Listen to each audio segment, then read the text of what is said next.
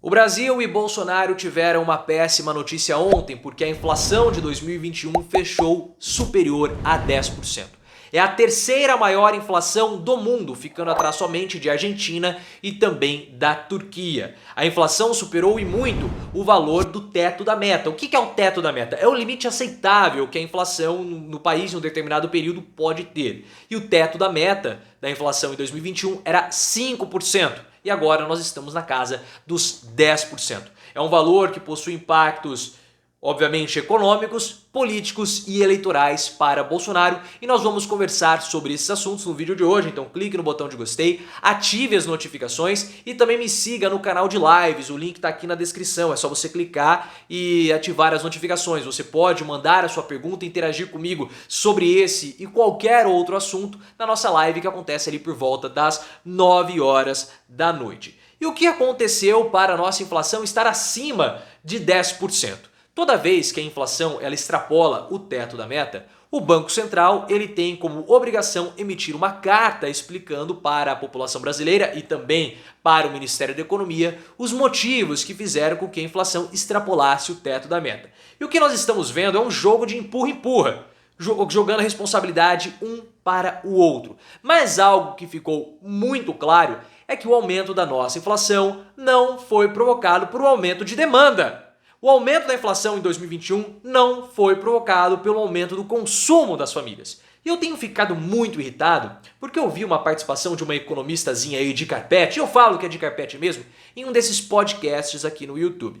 E ela começou a explicar a inflação. E ela falou o seguinte, olha, quando o governo distribui dinheiro para a população compra mais e por comprar mais aumentam os preços. O que essa infeliz quis dizer nas entrelinhas é que a culpa da inflação estar alta geralmente é do pobre.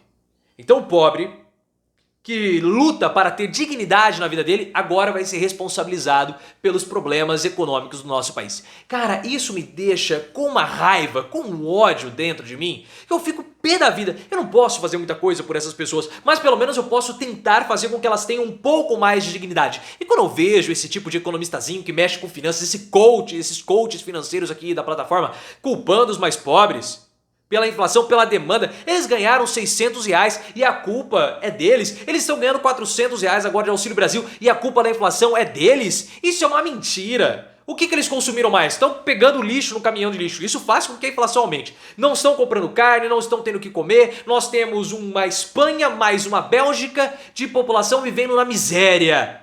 E a culpa é deles, a nossa inflação está alta, a terceira maior do mundo por culpa deles. Ah, faça-me o favor, essas pessoas estão fazendo garimpo de ossos e pelanca e a culpa da inflação é deles?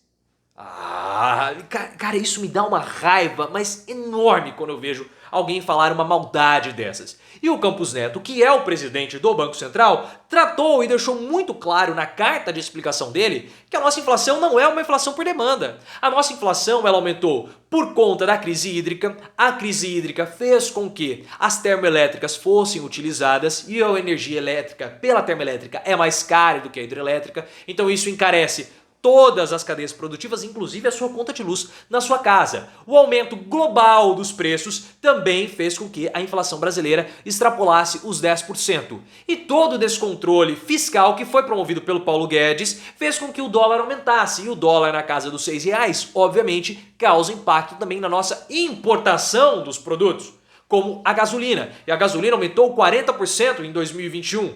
Ou seja, também há um impacto em toda a cadeia produtiva. E nós temos que entender que essa cutucada do Campos Neto ao Paulo Guedes, obviamente, é proposital.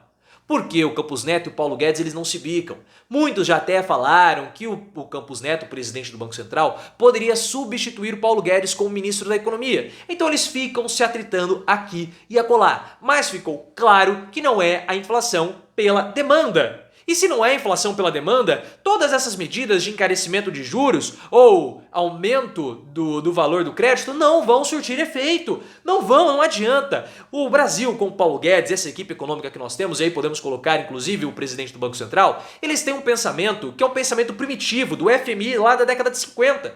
Naquela época, o FMI queria conter as inflações do país, sugerindo redução dos gastos públicos, redução salarial e aumento dos juros. Só que isso funciona, entre aspas, quando nós temos uma inflação pela demanda. Só que essa estratégia do FMI lá atrás de 1950 acabou resultando em problemas econômicos para vários países. E a nossa inflação não é uma inflação de demanda. Não vai adiantar encarecer os juros para fazer com que a população compre menos produtos, porque a nossa atividade comercial está baixa. Só você pegar os índices do fim do ano e também de 2021. Se você reduz o consumo, o que acaba acontecendo? Mais quebradeira, menos pessoas empregadas, maior dificuldade econômica. Mas esse é o pensamento da equipe econômica de Paulo Guedes, um pensamento primitivo, arcaico. Pelo menos não jogar a culpa na alta demanda, porque não teria como acontecer, já que não houve um aumento da demanda. E Bolsonaro, um grande covardão que é, começou a culpar. Ah não, a culpa é da pandemia. Muitos falaram, fica em casa, a economia a gente vê depois. Covarde, em vez de assumir a responsabilidade. Mas isso aí, Bolsonaro nunca vai cobrar, nunca vai assumir. Nós temos a terceira maior inflação do mundo no período. Muitos outros países tiveram, sim, medidas restritivas muito maiores do que as nossas, muito maiores, e uma inflação também muito menor. As pessoas ficaram em casa, as pessoas não compraram, as pessoas não consumiram. Como que a nossa inflação vai aumentar por conta do fica em casa e de consumo das pessoas? Não tem como. Não tem jeito. A nossa inflação foi crise hídrica, como o Banco Central falou, o dólar muito mais caro e outros probleminhas mais, como foi falado aqui, crise hídrica, alta dos preços globais e o câmbio. Agora, querer culpar a pandemia não confere com as outras médias globais. Agora, isso impacta o governo Bolsonaro? Claro que impacta. Principalmente no ponto de vista eleitoral, porque a inflação ela é sentida pela população quando ela vai até o supermercado comprar os seus produtos. E quem mais sofre com a inflação alta? Classes D e E da população brasileira, os que hoje mais aprovam Lula. Inclusive, muitos evangélicos são das classes D e E, e por isso que, mesmo dentre os evangélicos, Bolsonaro tem uma aprovação menor do que a do Lula. Entretanto, saiu a pesquisa da Quest Consultoria mostrando que a rejeição a Bolsonaro caiu dentre aqueles que recebem o Auxílio Brasil, principalmente no Norte e no Nordeste. Então a rejeição do Bolsonaro caiu, mas a população brasileira continua achando que Bolsonaro não tem condições ou ele gerencia muito mal, dentre outros assuntos, a inflação do nosso país. E Lula, mesmo com a queda de rejeição de Bolsonaro, ainda ganha no primeiro turno. Temos que observar esses cenários, vamos esperar o Datafolha e o IPEC, que são pesquisas mais robustas, para fazermos uma análise mais aprofundada a respeito da aprovação de Bolsonaro. Mas o Auxílio Brasil mostrou aí uma pequena redução na rejeição de Bolsonaro. Isso vai se concretizar ou se confirmar nos próximos meses? Vamos continuar observando. Agora, com a inflação alta, mesmo que a rejeição abaixe, isso não vai fazer com que a aprovação aumente a ponto dele ser competitivo no segundo turno, caso ele vá ao segundo turno. Deixe aqui as suas opiniões e você vai poder discutir esse assunto comigo hoje à noite por volta das 9 horas. É só você clicar no link que está aqui na descrição ou nessa bolinha com meu rosto para se inscrever no canal de lives. Eu aguardo você lá. Também me siga no Instagram, canal Profiléu, e no Twitter, @ProfiléuOficial.